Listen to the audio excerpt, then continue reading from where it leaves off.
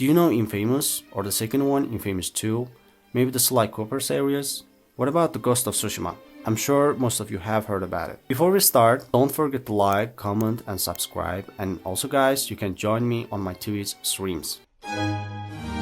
Ghost of Tsushima is the most well-known game from Sucker Punch production, and Sucker Punch is one of the companies which are making special games for PlayStation. But if it's a Sony company, why we never heard about it earlier? The games I've mentioned, like Infamous and Sly Cooper, are from this company. However, for some reason, some of us haven't seen or had a chance to play these games. The reason behind this is quite simple. Sony's other game studios, like Naughty Dog and Santa Monica, often overshadow Sucker Punch. While these studios were making hits, Sucker Punch was trying to find its footing, but with their latest release, Ghost of Tsushima, they succeed. Let's dive into the game. The game is about the life and adventures of samurai in ancient Japan. Our main character Jin Sakai is a lord and a samurai, and the story begins when the Mongols invade their land. As a samurai, we try to kick them away from our homeland. First of all, let's talk about the story. Honestly, it didn't really impress me. There are a couple of reasons for that.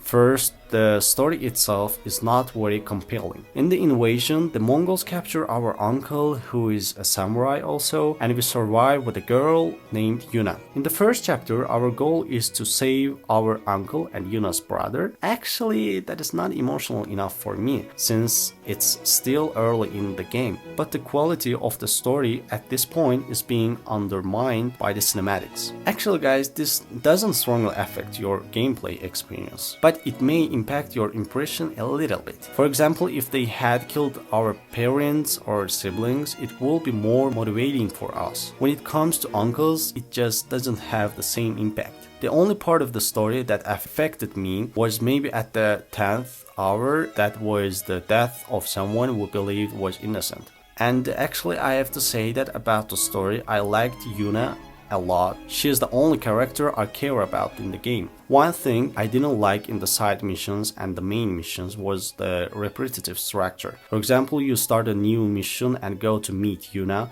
She tells you about the murderer and says she hates him and wants to kill him. Then Jin tells her, okay, I help you. Then the cutscene ends and the game tells you to meet Yuna by the sea. You got there and she says you need to set up a plan. Then again you have to go somewhere else and talk to Yuna and so on. Sometimes I think to myself, let's find this guy and kill him already. I thought the game was dragging it out too low. I did that almost 40% of the time, the side missions, but it didn't tire me out too much. Now, let's talk about the gameplay. In close combat, Ghost of Tsushima has one of the most beautiful gameplay styles I've ever played. It's like the game took lessons from the Assassin's Creed, Red Dead Redemption 2, and integrated them beautifully into own game. The other mechanics, including the parry system, work very smoothly. My favorite part of the game is how it gives me new things every hour I play. You learn new moves and skills, including new weapons. Some people it gets repetitive after a while, but I wouldn't say that. Why?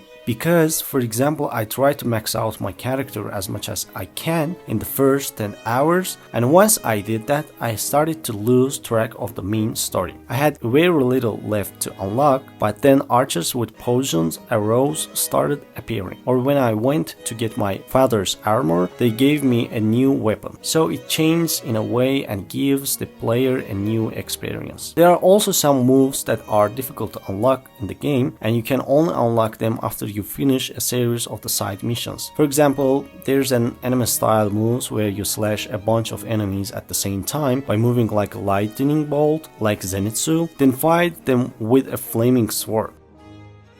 In general, it's very easy to get a Sony exclusive game vibe from Ghost of Tsushima. The gameplay, the interface, the way the game flows, you can easily notice the user friendliness and the beautiful experience that Sony games provide. Let me give you an example. Do you know why I can't play Red Dead Redemption 2 and The Witcher, but I can play Ghost of Tsushima? Because the world of Ghost of Tsushima feels more balanced and clear to me. What does this mean? It means that when I open the map, I can easily choose where I want to go and move move forward. But in Red Dead Red 2 and The Witcher, I couldn't feel this. I felt like I was in chaos and couldn't decide where to go. I get bored playing these kind of games, but Sony games give me a balanced experience no matter how much I try to explain it. For this, I found the map and the system of guiding me in the game quite nice. Also, we don't have a traditional map in the game. Instead, the wind blows in the direction you have marked and you follow it. This looks and feels like a natural part of the game without disrupting your immersion. When it comes to the design of the game's world, it's truly magnificent.